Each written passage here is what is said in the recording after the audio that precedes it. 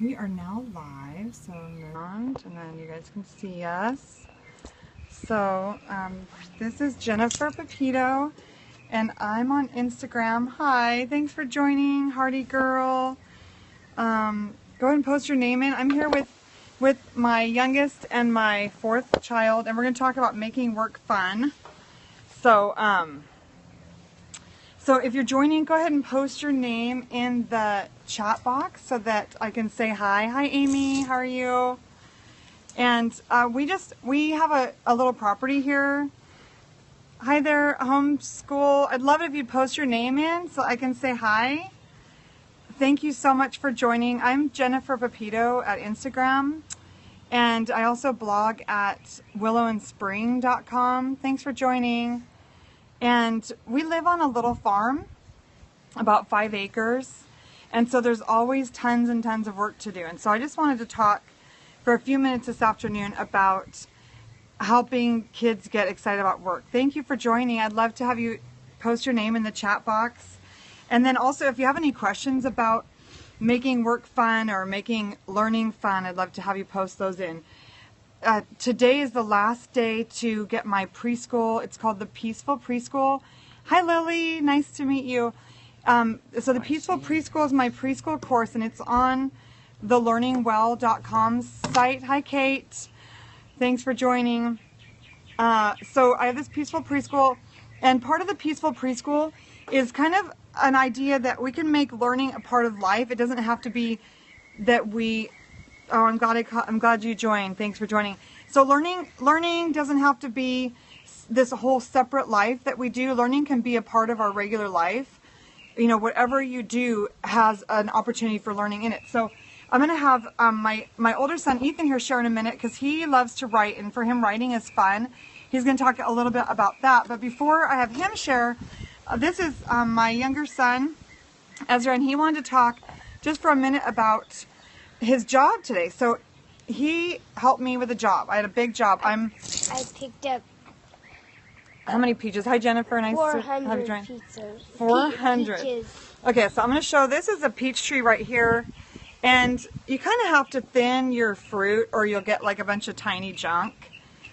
So I had this huge job. I was up there on a ladder for like an hour pulling peaches off and throwing them down, and then the next job is to pick them up. So we're going to go on a trip, and I'm going to tell my kids that they can have some money for, you know, buying a cocoa or a tea or something fun if they do some chores. So part of making work fun is finding some motivation. So for Ezra, he got kind of excited about earning some money. Is that right?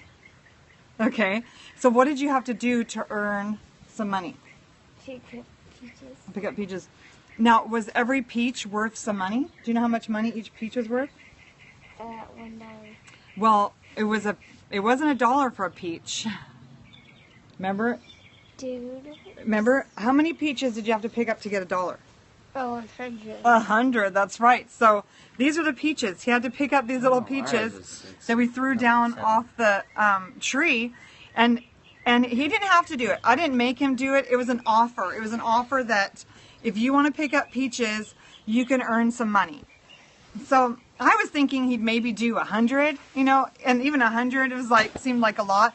But he got motivated, and he picked up 400 peaches. So not only was it a great opportunity for him to learn some economics, that, you know, that labor is a trade for dollars, but he was also able to count. You know, he's learning as we go, and it's not necessarily sitting down and doing math is not necessarily his favorite thing. So for him to count, you know, 400s was also kind of a nice little learning experience for us today. So there was no pain involved. He wasn't forced to do it.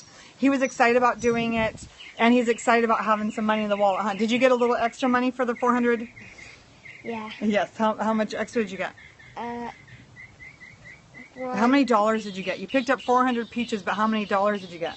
$5. So, you know, whenever we can, we offer bonuses. So I'm going to let, you can go play if you want to. You can go pick up more peaches or run around with your big brother here.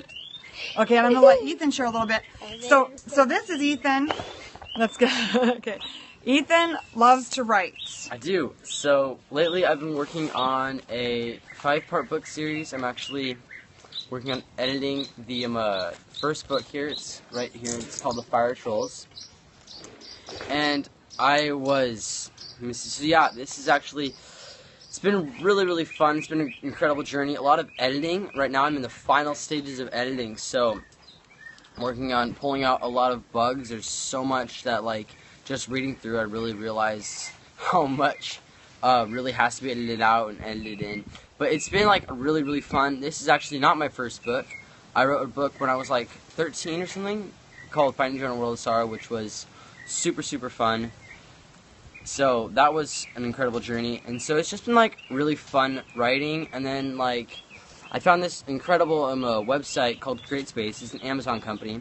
And so I was able to actually publish my books, and now they're on, like, Amazon. My first book is on Amazon, and my future books will be on Amazon too. So I'm making, like, a little bit of money here and there, which is amazing, and it's been, like, really fun. I just get to, like, write pretty much whatever I want. I get, like, create the worlds that I can, like, I get to think up things in my head, like, create worlds in my head, and then put it on paper and put it out there, like, show other people what's going on in my head, kind of. It's really, really fun.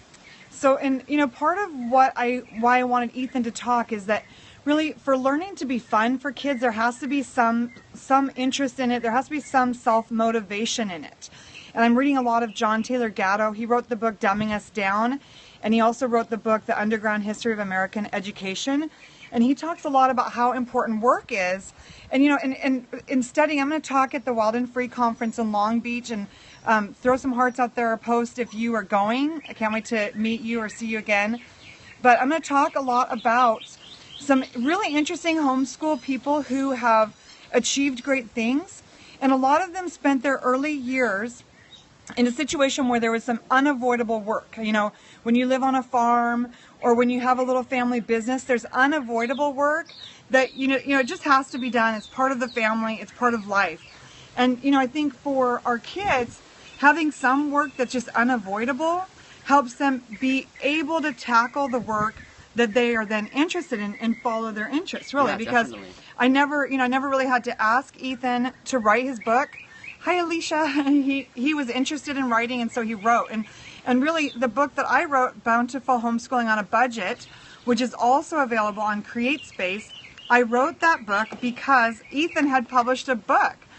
And so, you know, my 12 or 13-year-old is the one who inspired me to write a book, because I was like, wow, if he can do it, I can do it too. So, you know, I just really, you know, encourage you to kind of look at what your kids are interested in. You know, if you want your kids to be inspired about life and excited about learning, it's really important to kind of have your eyes open to what they're interested in. Have your eyes open to where their interests lie, and not just be cramming so much work down their throats that they have no time to pursue interests. Definitely, yeah. So what are some other projects that have been interesting to you, or even your brothers, that kind of were an interest that you had Other time to pursue? projects that were interesting to me that make money, or just Anything, yeah. anything. Mhm.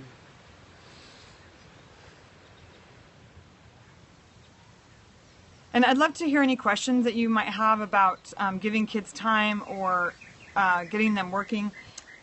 His younger brother is also working on, like, some games on Khan Academy. Khan Academy has a lot of tutorials and opportunities for programming.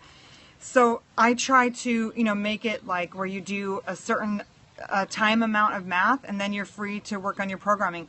And, you know, I definitely do say no to some kinds of things that might be an interest for my kids, but that I feel like diminishes opportunity and motivation. What do you think about that? Yeah, definitely. A lot of stuff diminishes motivation. That's not good. Uh-huh. Yeah. Another interest of mine that I was enjoying for a while was actually engineering. For a while, I had a Lego Mindstorms, which was super fun. So I got to make a lot of cool, like, I'd make, like, drawbridges and Ferris wheels and stuff with that, which was really amazing because it's got, like, motors and stuff, so you can, like, make it, like, do actual stuff. Like, with regular Legos are just amazing because there's so much you can do with them. You can, like, really anything you can think up, you can build, and then with the Mindstorms, you can activate those creations, which is really cool. So engineering was a lot of fun while I still had that resource. And before I saw somebody said something about limiting screen related activities, and definitely, you know, for my younger son Emmett, who's 13, he made a choice to not play video games for like a month, and that was when he had done so much work on his Khan Academy game that he was working on, and got involved with some other programmers. And then also, you know, even just saying like no video games on the weekdays, because the problem is if our kids are always entertained, then the ideas that might be brewing in their heads and the interests that they might follow, they're never going to have the chance to follow those interests or keep those interests brewing, because they're just, you know, when you're entertained, it's just so easy to turn on the TV or Mindstorms. or play a game. Yeah, so Mindstorms, yeah. I really appreciate all the hearts and the questions. It's so much easier to keep a conversation going when there's a question. So feel free, you know, like I said, we live on a farm, so there are some chores that are just kind of a part of life, like feeding chickens or mowing the lawn, milking goats, things like that. It just has to be done. And so it's kind of like, while we live here, we have a roof over our heads and we do some work. And then other jobs we try to tie to money. So, or rewards of some kind. Yeah. So are there any other questions about work? And then what I really especially want to encourage is that, you know, as you're dealing with young kids, with preschoolers, be aware of learning opportunities. Don't think that, you know, with younger kids, school should be so much more about moving around and staying busy and exploring, and having your learning be about exploration learning. And so be really aware that learning sticks better when it's interest led and when it has movement involved, especially with younger kids. So do you have anything else to add, or Do I have anything else to add? favorite jobs that you hated? Favorite jobs or jobs that I hated? Oh man, I hated stacking wood. Stacking wood. And there's another job where, you know, we heat with wood, and so it's easy to be like, you know, you want to be warm in the winter, please stack some wood. So, you know, jobs with our kids are a lot easier to motivate them when it's a job that I hated, but it was a very good job. A lot of muscle building. which is important. Yeah, very important, and builds character to be out in the heat, stacking wood and getting blisters and splinters and stuff. It's a very important part of manhood. Yeah. Wisdom from Ethan. So if you have any questions, I'd love to hear them, and otherwise I'm going to go make some dinner for my family. What are we having for dinner? It's Elias's turn to cook, so I'll have to ask him. He's probably not going to make anything then, because he's kind of out. So thank you for joining on a Sunday afternoon. And today is the last day to get the preschool course for $19. Tomorrow the price goes up to $24. If you have any questions about that, or about Ethan's book writing, you can ask me. You can private message me on Instagram. I'm at Jennifer Pepito, or you can email me at jenpepito7@gmail.com. So thanks so much for joining.